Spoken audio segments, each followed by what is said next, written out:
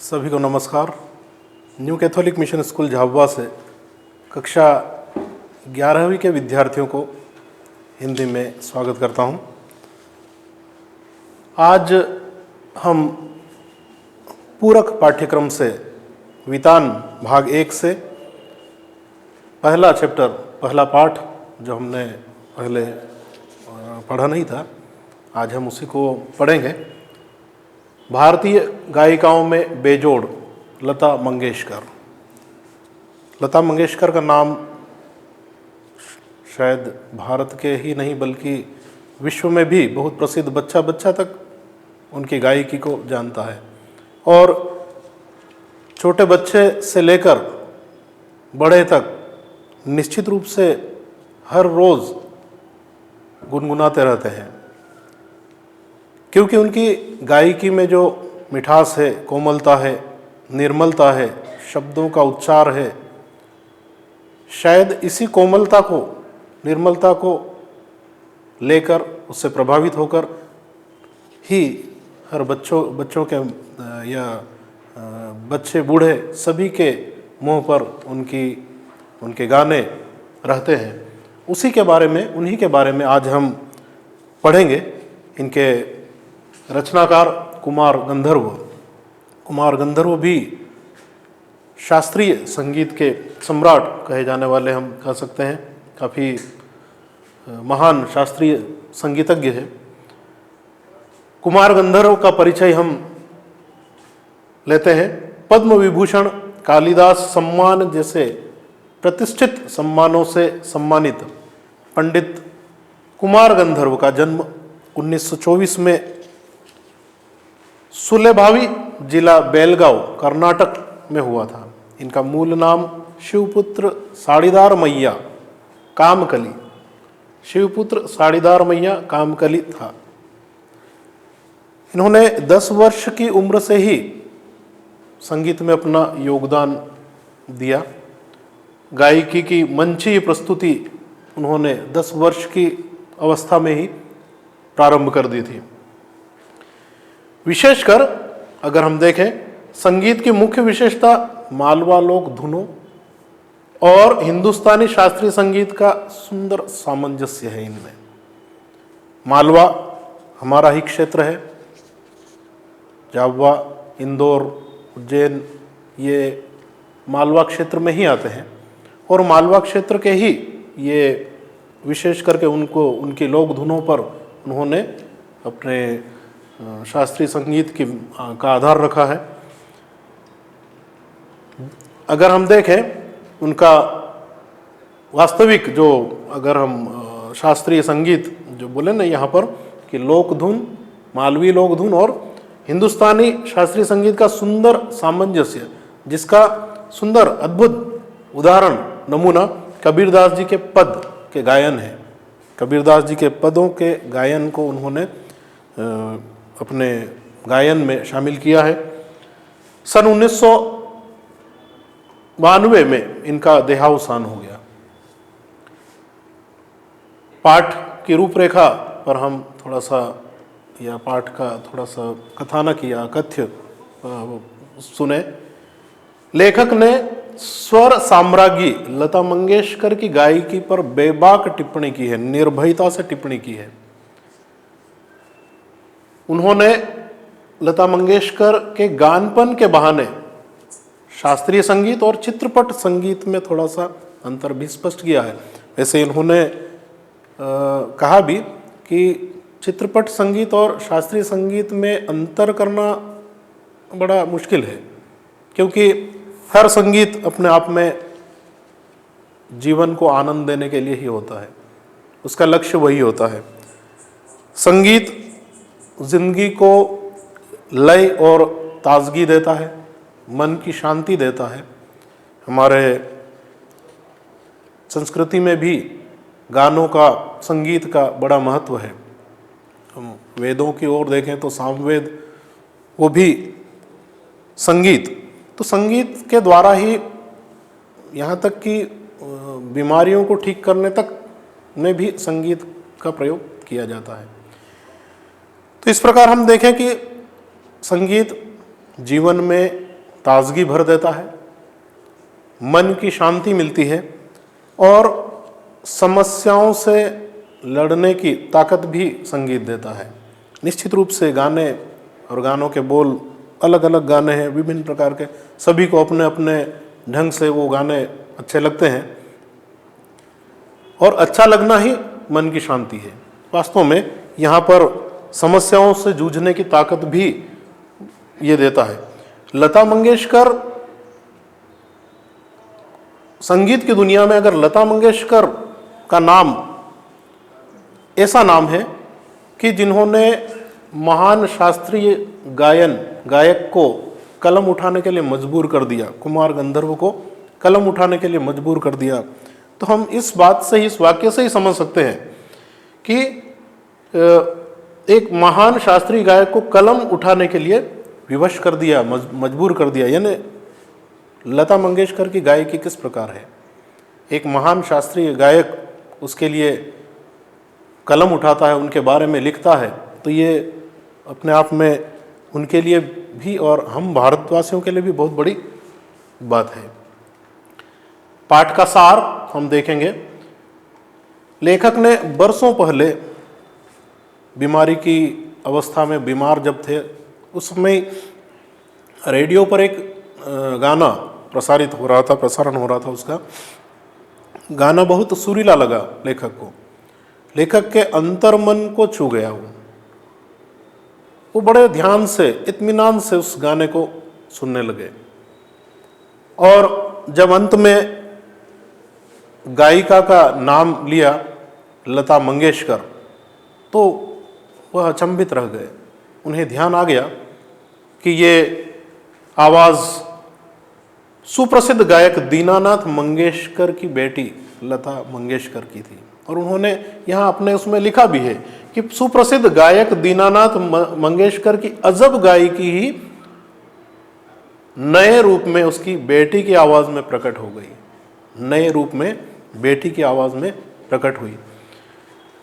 जैसे प्रसिद्ध सितार वादक यहाँ विलायत खां ने अपने पिता से बढ़कर सितार वादन में अपना नाम कमाया, उसी प्रकार लता मंगेशकर ने भी अपने ज़माने की जो गायिका, बहुत सुप्रसिद्ध गायिका नूरजहां, उनकी गायकी से कहीं आगे निकल गई। नूरजहां उस समय जब गायिकाओं में बहुत प्रसिद्ध थी, ऐसे में लता मंगेशकर का आगमन हुआ, तो यहाँ पर उन्होंने इसीलिए लिखा है कि कहीं आगे निकल गई। जिस प्रकार विलायत खां अपने पिता से कहीं आगे निकल गए, वैसे ही लता मंगेशकर नूरजहां से कहीं आगे निकल गई। विभिन्न बिंदुओं के आधार पर हम इस पाठ को पढ़ते जाएंगे।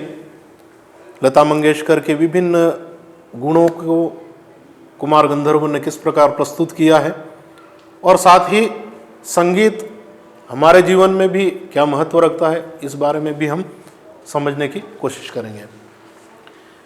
सबसे पहले लता के स्वर में गानपन।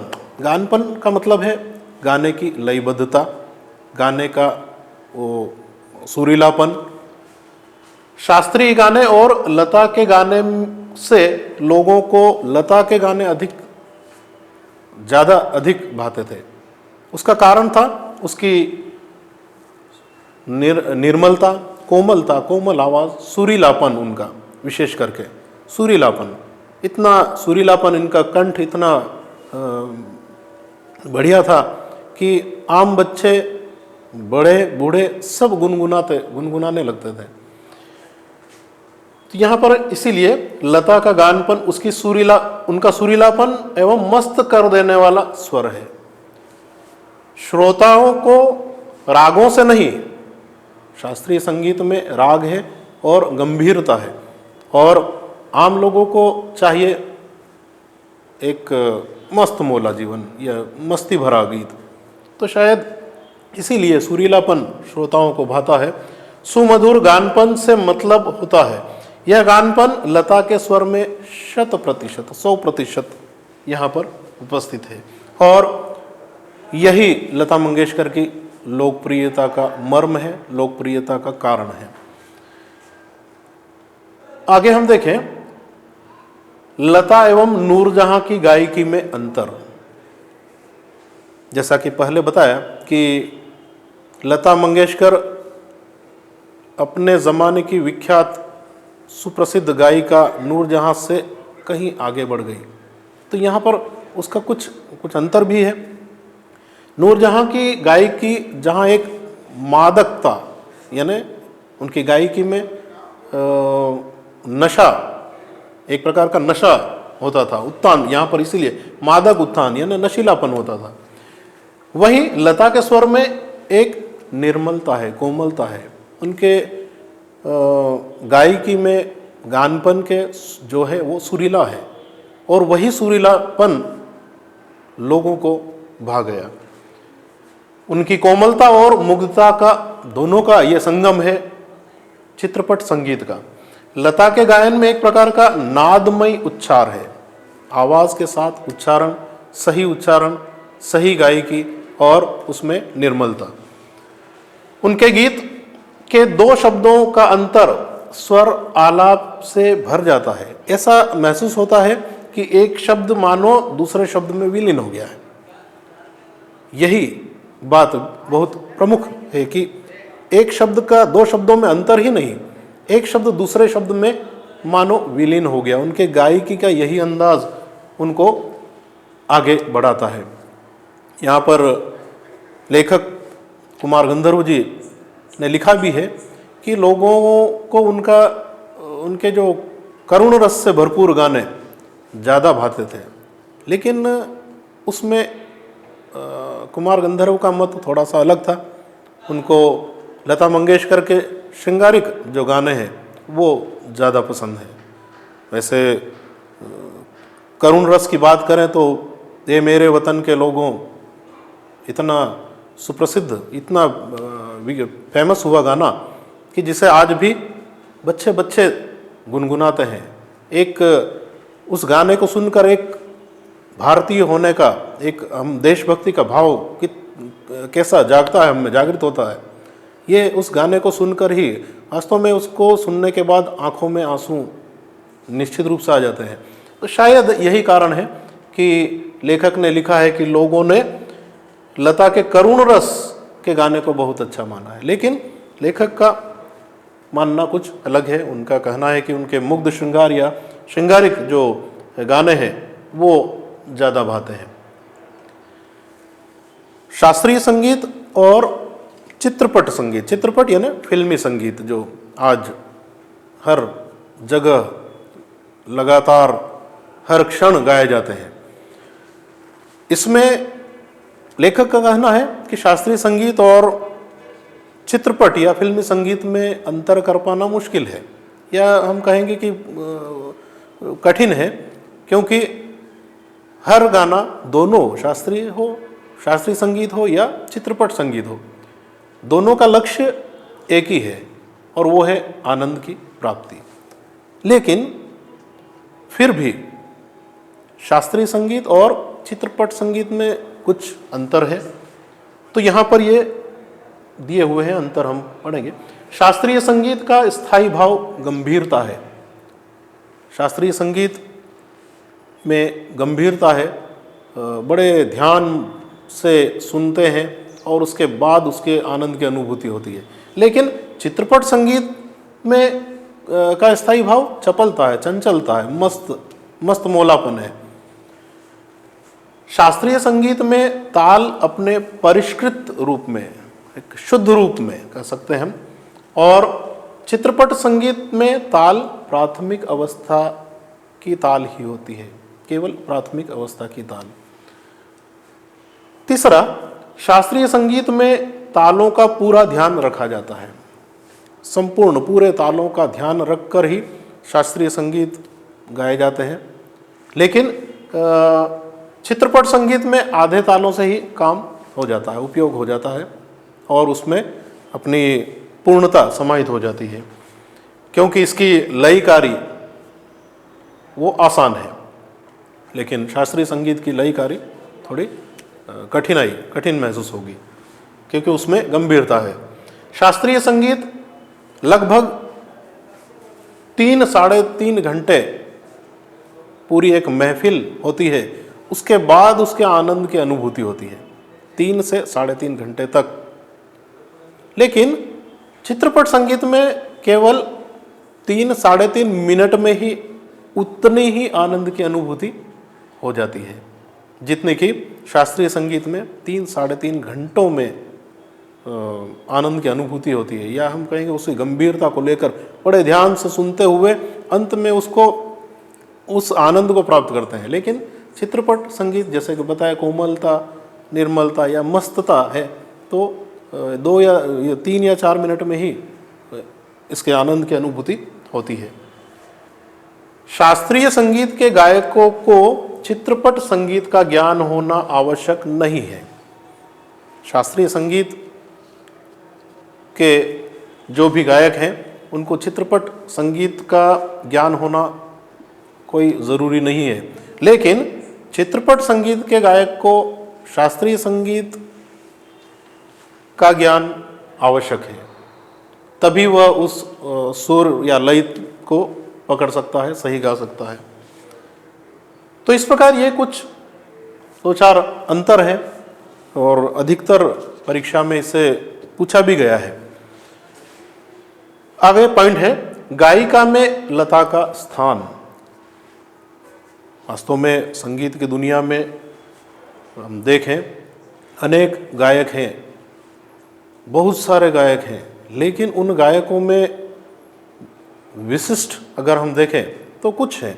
उसमें अगर हम सर्वप्रथम लता मंगेशकर का नाम अगर कहें तो कोई उसमें गलती नहीं है। उनके गानों में स्वर, लय और शब्दार्थ तीनों का संगम होता है।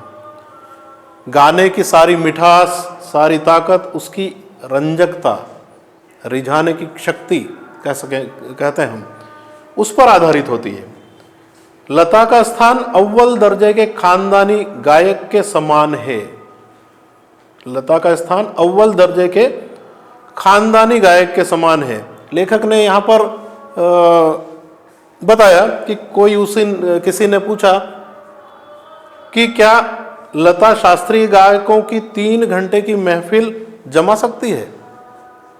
कोई खानदानी गायक या शास्त्रीय संगीत का प्रेमी होगा, उन्होंने कुमार गंधर्व से ये प्रश्न पूछा था कि क्या लता मंगेशकर 3 साढ़े 3 घंटों की महफिल उस गाने में या दे सकती है सर।